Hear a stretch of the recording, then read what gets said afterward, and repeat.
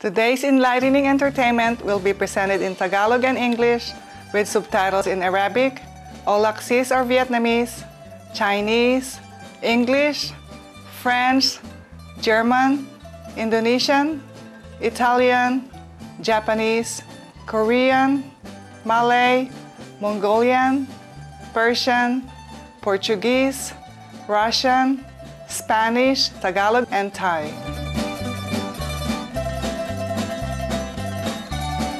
Hello, matalinong manonood! Ngayon, inaanyayahan namin kayo sa lungsod ng Bacolod, ang kabisera ng Pilipinas sa gitnang lalawigan ng Negros Occidental.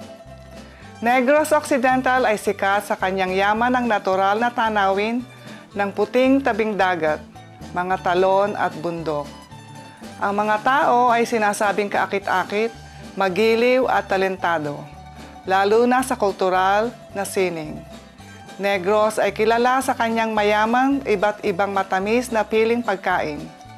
Ito ay dahil Negros ay ang asukarera ng Pilipinas, lumilikha ng kalahati sa asukal ng bansa. Ang ating destinasyon dito sa Bacolod, ang lungsod ng ngiti, ay ang Negros Museo, na bahay ng isang kahangahangang koleksyon na makasaysayan at kultural na artepakto. Binuo noong 1996, ang Negros Museo sa katunayan ay may pambihirang mural at exhibit na inaalok sa kanyang bisita. The purpose of this museum is to showcase the lifestyle and the sugar industry, and also to preserve the history of this island of Negros.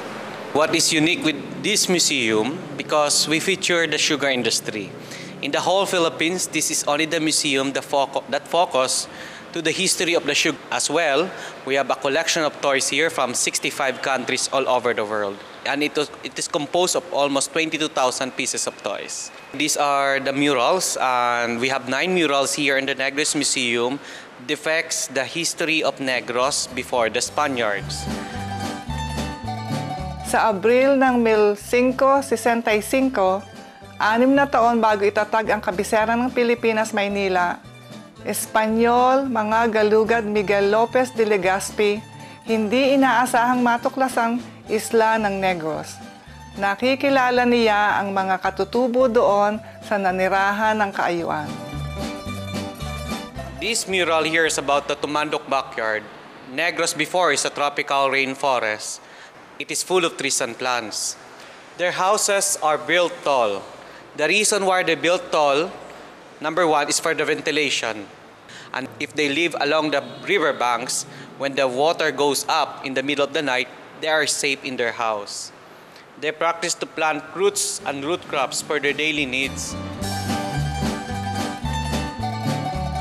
Ang Negros Museo ay nagbibigay parangal sa iba't ibang kultura na nag-ambag sa kasaysayan ng lalawigan. Here is all about the Spaniards. So the Spaniard introduced to us the religion, tradition, as well as education. So here on the table are some of the letters and records from the Spanish priests. Also, there's the Sacred Heart of Jesus. By the way, on the far end is one of the oldest churches in Negros.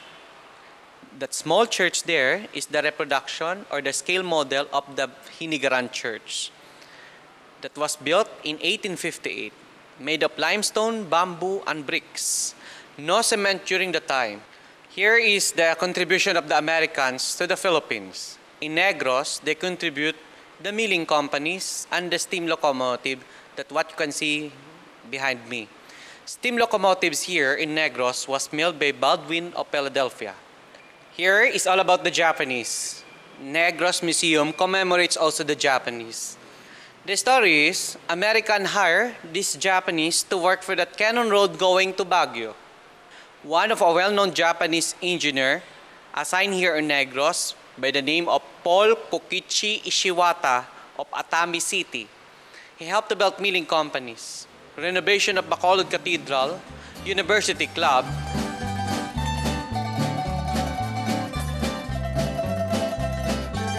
Sa gitna ng masiglang kasaysayan, Produksyon ng asukal ay umunlad sa rehiyong ito ng Pilipinas na mga taon hanggang ngayon. Tingnan natin saang paraan ang mga unang naninirahan sa Negros ang ginawang asukal. Ngunit una, isang panimula sa ilang masasarap na lokal na handog gawa sa kilalang asukal Negros.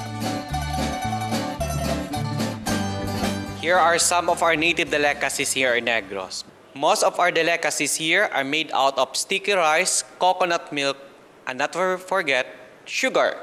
So here, the first or the famous is piaya. This is a flour with sugar inside. Next is the pinasugbo. This is a banana coated with sugar.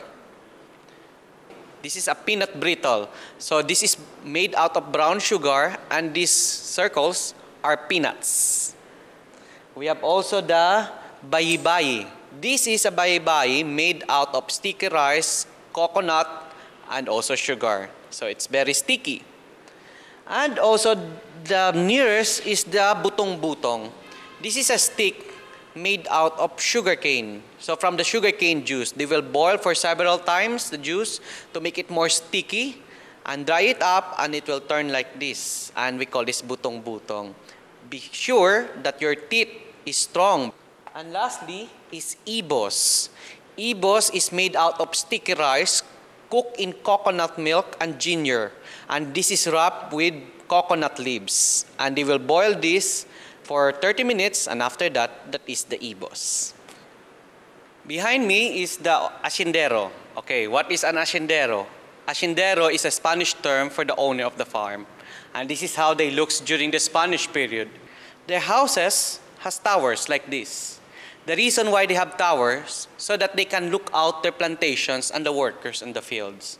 Most of the houses was built on the elevated area of the plantation so that they can see 360 degrees all over their plantation or their hacienda that we call here in the Philippines. Here is the Hacendero Salon. Hacendero Salon showcase how the lifestyle of some of the well-to-do families here in Negros. So it showcase about their clothes, jewelries, rosaries, telephone. So this is the heirlooms of the sugar barons and baroness of Negros. Here, this photo of this beautiful lady here, her name is Marina Montinola Silos. She is from Negros. This was taken when she was 17 years old. That blouse and that shawl that she's wearing on the photo, that is on the box. This is almost 150 years old clothes. She inherited from her great-grandmother. But her secret of her beauty, she's eating vegetable every morning. Right now, she is 93 years old and still kicking and still goes to the mall and even in the park from time to time as her exercise. Without a cane, nor even the wheelchair. She walk alone, and also, that's the secret, eat vegetable. And this is her present photo. Here is the camarin. Camarin, that is where they process the sugar during the Spanish period. So behind me is the kawa. Actually, this is the smallest, the number 1 kawa. Because later on, we'll see the big one, and we call that the kawa numero 5, or the 5th kawa. By the way, why they have different sizes of kawa? Because when cooking a sugarcane juice, you need to cook it slowly so that you can get the right cooking or the process of mascobado sugar. All of the smoke will come out on the chimneys, and we call that the horno economico that you can find in some of the old plantations here in the island of Negros. And here is the big one. This is the number 5 kawa. So when they cook the sugarcane juice here, it's more warmer. By the way, this was introduced to us by the Chinese. Also, the sugarcane crusher was introduced to us by Chinese. And some of the memorabilia of the Chinese here, like their medicines, porcelain, and even they teach us to play mahjong. So on the top, or in the pillars, are family names of Chinese. They sound like Spanish family names, but they are originally Chinese. Here is the laboratory where they change the color of sugar. So here are the different colors of sugar. So after the sugar cane will be squeezed, what is left is the bagaso. Bagaso is the pulp or the skin of the sugar cane. So after the squeeze, what is left is the bagas. And the bagas, we process this or we use this to fuel milling companies, steam locomotives as well. Okay. The first sugar of Negros, we call that mascobado. This is a brown sugar, dark brown. It was turned into a brown sugar, golden brown. Followed by the washed sugar, and it ends up in the refined white sugar. It was turned into white because they take out this molasses from this white sugar. The byproduct is the molasses. So behind me, and also in front of me, are some of the memorabilia of the milling company. We have here the multiplier and division machine. Their old graduated cylinder. There's also the balance scale and some of the memorabilia on the milling companies. And also their typewriter in the year 1930s by Boros Company. By the way, the mascobado sugar is considered as one of the healthiest or the healthiest sugar of all because this is not processed like this, the refined sugar, because it is said they put chemicals to turn white for the refined sugar. Here is the batil. Batil is a kind of boat that they use here in Negros to trade the sugar from this island going to the Iloilo Island.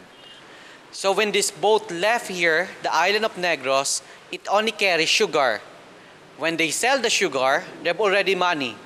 When this boat returned back here, they already bought products from other countries that is they sell in Iloilo. Noong 1898, mga mamamayan ng Negros ng Pilipinas ay nanguna sa kilusang kalayaan kung saan walang napinsala. Salamat sa kanilang mga matalinong kapamaraanan at tapang. Here is the 5 de Noviembre. This is a Spanish word for 5th of November, 1898 Revolution of Negros. Here on the box is the old Bacolod City Hall. So here, beside me is our national hero of the Philippines, Dr. Jose Rizal. Second, he is a museum goer, or we call him a patron of museums. Why? Because every time he travel, wherever he go, the first thing that he visit is a museum so that he will know the culture, tradition, and everything about the place. Why Rizal was chosen as the hero of the Philippines? In my research and also in the books in the curatorial department, Rizal fight through books. So here, the two books that he write is the Noli Me Tangere and El Filibusterismo. Rizal fight only through pen. So it's a peaceful revolution. Salamat sa inyo, Ginoong Alunan Bayot at ang Negros Museo sa pagtatanghal ng kaakit-akit na kasaysayan ng Negros Occidental at ang Pilipinas. Mula sa mapang-akit na matamis na panghimagas sa mayamang maraming kulturang kontribusyon, dito maraming mga bagay-bagay para bisita sa buong mundo upang pasalamatan ukol sa magiliw na kulturang Pilipino. Kahangahangang manonood, salamat sa inyong pagsali sa ang mundo sa ating paligid. Mangyaring manatili sa Suprema Maestra Telebisyon para sa salita ng karunungan matapos ang dakilang balita.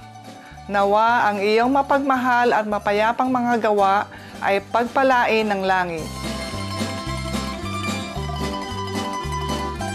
Wondrous viewers, thank you for joining us on the world around us. Please stay tuned to Supreme Master Television for words of wisdom after noteworthy news. May your loving and peaceful deeds be blessed by heaven.